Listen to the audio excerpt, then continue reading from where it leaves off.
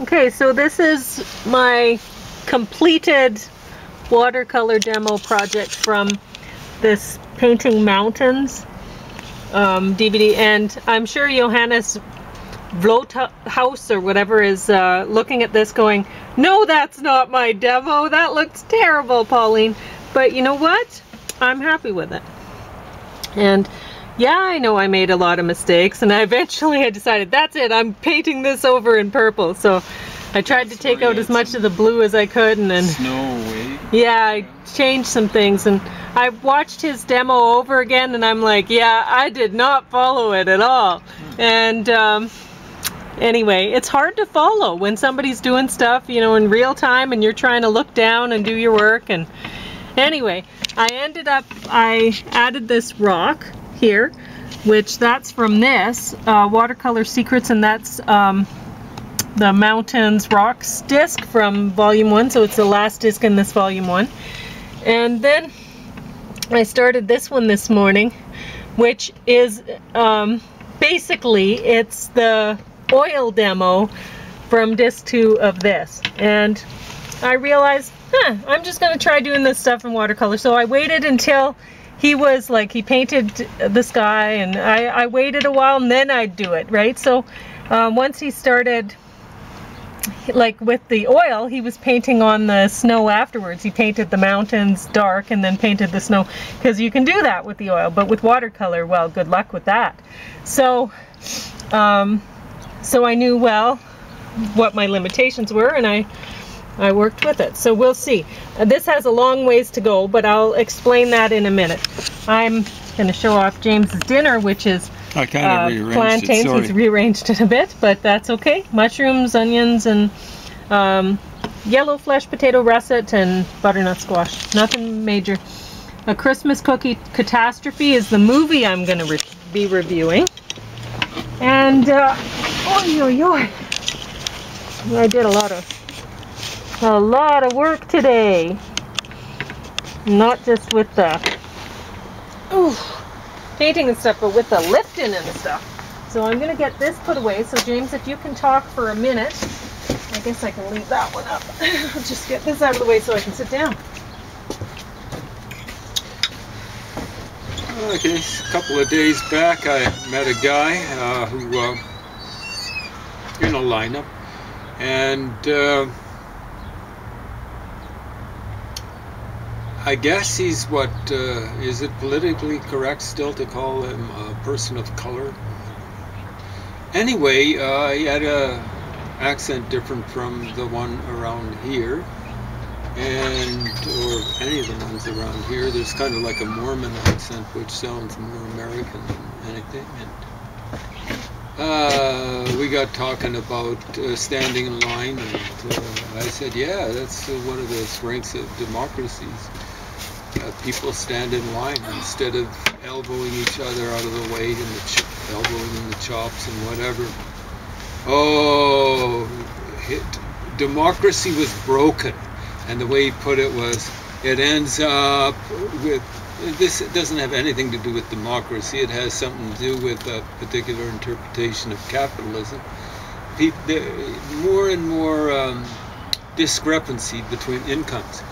Well, you know, if you actually look, you know, like when I was a kid, we didn't have color TV. We didn't have fancy cars. We didn't have, like everyone pretty well has a smartphone. I don't. No, I'm we don't have for that. We don't have a cell phone. I don't have a phone. We had a cell phone for a while when I was really laid up in bed. And then I kept paying the bill and stuff, and I was like, why am I paying this bill? I don't even like talking on the phone. It was worthless. And then, you know, for a while I was thinking, oh, well, I should have a phone in case of an emergency or something. And I'm like, you know, there used to be a day when people didn't have phones, and they had emergencies and whatever, and honestly, I don't need it.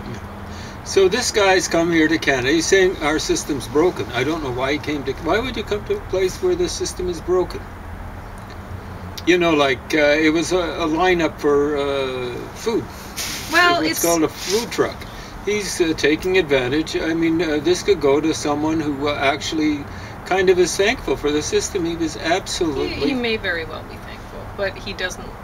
obviously, he thinks that revolution is a great thing, and he was surprised to hear that we shocked. didn't think that. Here we like are, I said, not in a democracy. When you believe in revolution against a democracy, you are a traitor to democracy. Yeah. You are... He should never, ever...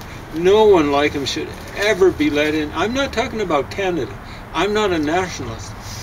They should never, ever be let into anything purporting to be a democracy. What I believe I is don't a care what revolution of the color mind. they are or That is the only one that works. what their belief system is, aside, you know, religious system. If they don't believe in democracy, if they believe in having a revolution against democracy, they have no business being in a democracy. Sorry, I kind of...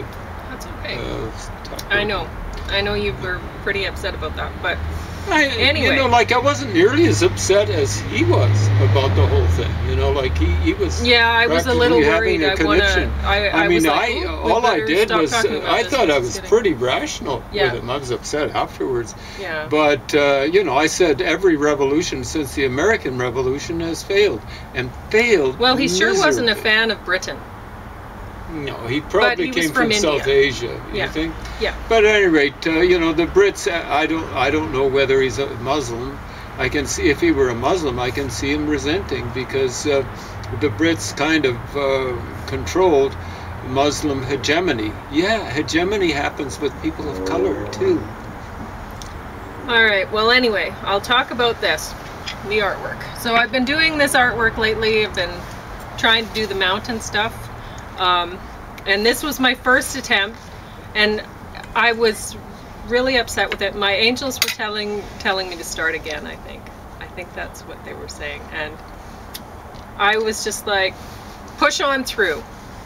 And so anyway, I tried to work with it, and with some things I did manage to make them better, and I think that's important too. Is don't get down about it. I mean, I was getting down about it, honestly. And if you look back in the videos, you'll feel what I was feeling. And but there's a lot of things that did work about this painting. I like my rock in the corner. That worked out, and it worked really fast. It was with the lizard almost, on. yeah, it was almost immediate. It worked so fast.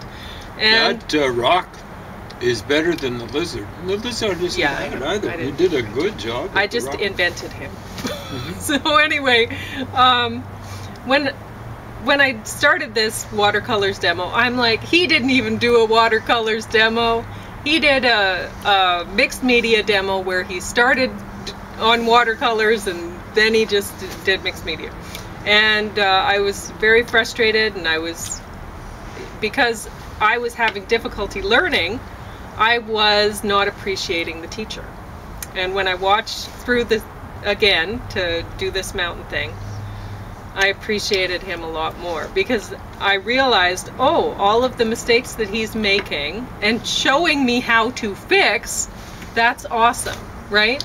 And it's awesome to, like I was saying earlier, with a lot of the pictures I was doing, I was saying, well, this one didn't work, but it's going to be a great mixed media work, you know. And I was feeling optimistic about it that way. I was like, whatever, I'll see what I can do with when I add some pastels or whatever to it, right?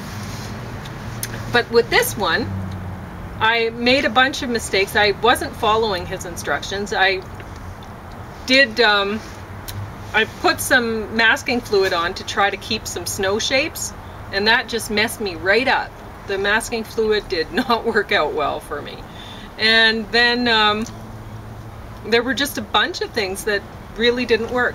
But where, you know, he gets to a point and he's like, you know, sometimes there's no reason to be a purist about, you know, a watercolor painting unless you're entering a watercolor contest or something like that. Just pull out your pastels. If you think you can make it better with pastels, do so. There's no reason why you can't use them, and a lot of the time it works out great. And so I pulled out my pastels like he had, and I started playing around with it, and you know what? It got a lot better. And there's a lot of things that I like that I did with this. So again, happy learning experience, right? And one thing I was going to talk about, see, when you look back at the beginning when I showed this, you'll see all little fine branches that I put in with pastels. And I put the snow in afterwards with pastels where it should be. You know, you have the shadow here, and then you have the light part that's not in shadow, and then there'd be snow there. Because it'd be mostly in shadow, you know, most of the time, but not all the time, right? So it's gonna hang on there. So I stuck with pastels. But the little branches, I have these, you might be thinking, well, I want to buy some pastel pencils, and I think my dad bought me that set of pastel pencil crayons. And way back when, and I'm very thankful for them. I don't use them because they really don't show up that well, and they don't work out that great. And you know, honestly, I had used oil pastels for a long time. My friend Bob, he came over one day with a really beautiful set of pastels, which I never would have bought because they're the chalky kind of pastels, right? And I didn't like those. I liked oil pastels. But he came over and he brought me them, and he gave them to me for a gift. Brand new set, beautiful. That was nice. Yeah, I know. Very nice. He said somebody had given them to him a while back, and he doesn't work in that stuff. He doesn't, right?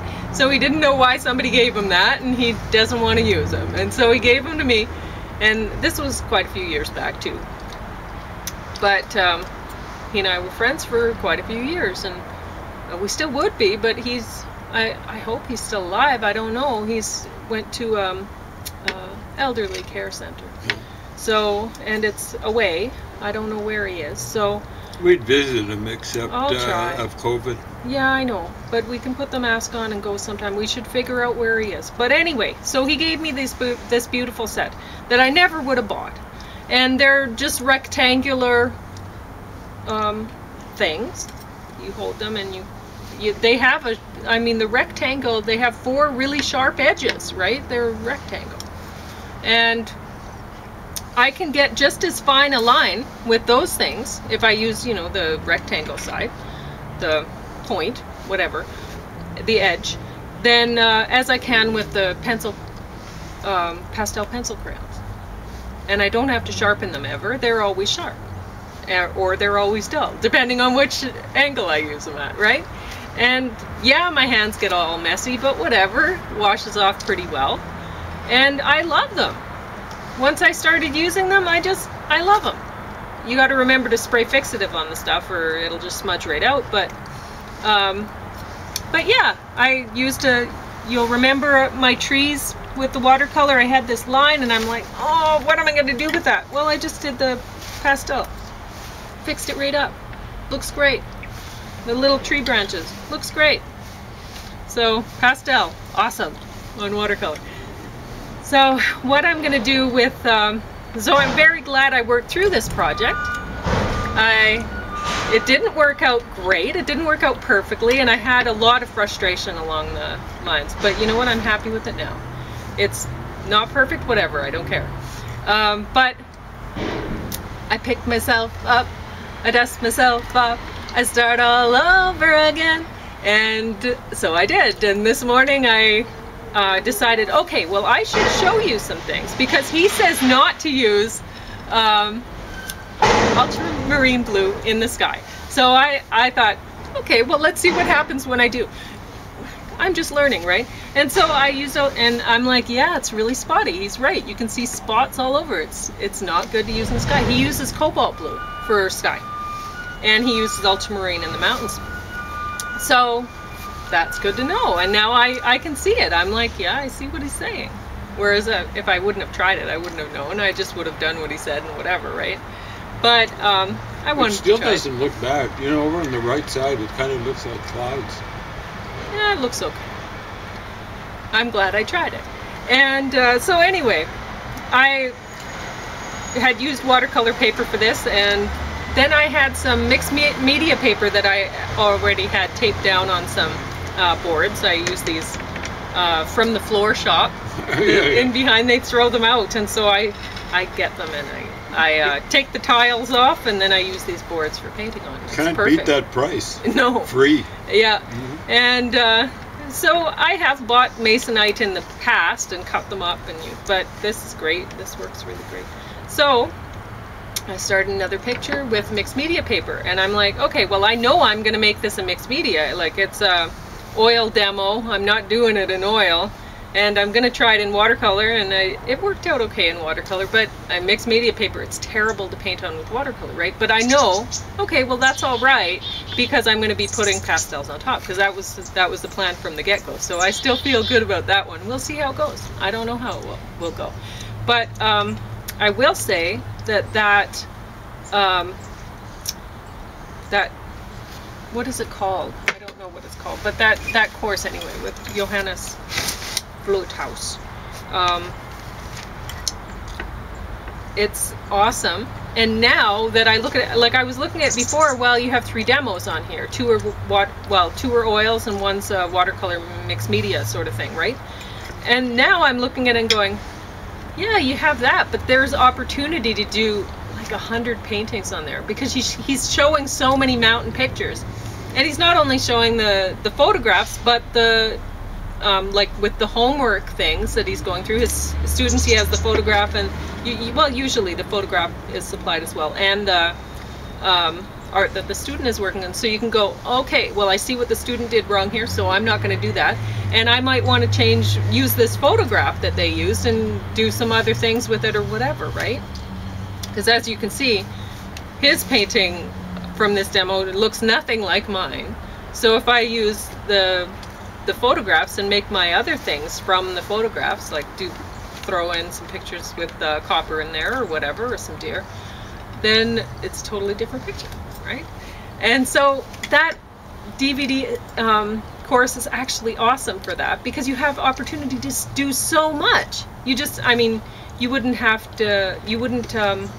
be doing it along with the instructor at that point, but once you've went through the 3 demos, do you really need to go through with the instructor? And once you've looked at all the homework, his critiques of the homework that his students are doing, do you really need him to go through the stuff with you? Or would you be able to just do it? And then, like he says, he points out, you can sign up at wetcanvas.com,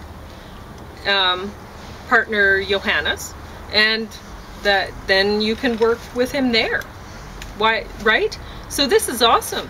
So I'll give you some of my notes that I made today while going through the oil demo on disc 2. One? Yeah, the smaller one. Paint on birch wood, not masonite, no bigger than 12 by 16. He says it's better. Use cobalt blue for the sky, not ultramarine. Ultramarine will leave pigment spots. Use synthetic brushes, which somebody had asked me before, and I did it too. You know, when I was buying brushes, I'd save up my money and go get a Michael's 50% off or 40% off coupon and save up and get a $50 paintbrush, you know, for half price or near there, you know, with natural bristles, right? And then after a while I was realizing, no, I like this specific brush and it's not very expensive or whatever. But now that I'm doing the watercolor, I'm realizing, I do like the round brushes and I do like the natural bristles, but maybe not for everything, right? So it's good to try a bunch of different brushes, and if you can try the cheaper ones first, some of the cheaper synthetic ones, and if you like them, why go for more expensive ones, right? And like he's talking about later on, how he just burns through the brushes doing the oil paintings, and yeah, I mean, you're using some harsh chemicals to clean that stuff up. So anyway, you can also look at the box says artistnetwork.com on the video box, so you could look at that. Layering with accents will add dimension, cracks, crevices, shadows. You feel more secure with a smaller brush, but in the end you lose looseness in the painting. So grab a brush you feel most comfortable with and then put it down and paint with one size larger. And that's totally true. I think that's right. I mean, a lot of it, I got too picky in here, and I did some things he said not to do, like if you put individual strands of blades of grass, don't put it everywhere. He said just put it in a few places. I did it right across the front. Anyway, paint evergreen tree patches in the distance with a few tops. Grayish purple with green in front. Don't paint them black. They look darker in a photograph than they do in real life. You look at an evergreen and, oh yeah, it's green. It's not actually black, but if you take a picture of it, you think it looks darker. So create a horizontal straight line somewhere in the painting. Somebody's singing at me over there. Yeah. The chickadees really like having, well, those chickadees like that. Oh yeah, to give you balance. And I don't know if I really put any straight lines in this painting, but I don't know. The front seems pretty straight. Get some brown into the evergreen trees. Don't make them always green. And put trees in front of trees. With oil paints, rinse brushes in turpentine, then use baby oil on the brushes. Don't rinse with soap and water. Wipe baby oil off when you're about to paint. Keep oils with oils and water with water. So those are the notes I made today. And I feel a lot better about this. I'm glad that I'm finished this one and I'm started on the other one, because I feel much better about how things are going now. A Christmas Cookie Catastrophe. This is a Hallmark movie, and boy is it ever. Yeah, it's Hallmark quality. Anyway, all I really have to say. That's too bad. I watched it right through. That's funny. It is kind of stereotyped, though. The woman's doing the work and the guy's there with the... Well, on the cover, but no. I know. He's actually the baker, and she's the... Okay. Bake it till you make it. Okay. More businesswoman or whatever. Okay. Yeah, I don't know why they did that on the cover. Yeah, it's kind of weird. It is kind of weird. It looks stereotypical, right? Mm-hmm. He looks like the management guy. I mean, they end up baking together and stuff like that, but he's the baker. Weird. Yeah. So, I guess I don't really know what else to talk about. The birds are very happy. I can't see them though. I kind of wanted to be a baker, baking cakes. Oh, I know you did. And then decorating them, but you offered to buy me a fancy cake decorating book, and I'm like, I don't bake. But I'm gonna make that. I bake potatoes and yams. It's fortunate I didn't, because I really should eat very little sugar nowadays, and I shouldn't even eat that, because I think cancer feeds on sugar. That's what several sources said. So yeah, I used to be fascinated when I was a kid with the things that you put squiggles on, icing squiggles on, because to me the best part of a cake is ice. Yeah.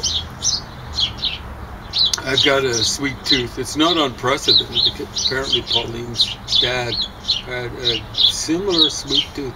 Yep. Yeah, same sort of flavors. You like grape pop and orange. Yeah, it was funny. You know, like he liked probably cakes and icing and stuff like that. So somewhere along the line, Pauline mentioned that he liked, his favorite pops were grape and orange. Grape and orange. And exactly my favorite pops. I don't like the Pepsi and Coke and Dr. Pepper and stuff like that very much. I mean, if I'm thirsty or something like that, I'll slug something like that down. But if I have my druthers, it would be orange, and I think I like the grape stuff better than the orange for some reason. It's amazing. I wonder if there are constellations of taste. Like Pauline likes dairy products, which is bad, because I don't think dairy products are very good. No. Well, that's it. You know, I think it was Tana Amon was saying something about the foods that you crave the most are the foods that you shouldn't have usually. Like that way with me and sugar. Yeah, and me and fat, me and cancer, cream, stuff like that. That's hilarious. Yeah. Anyway, folks, have a good time.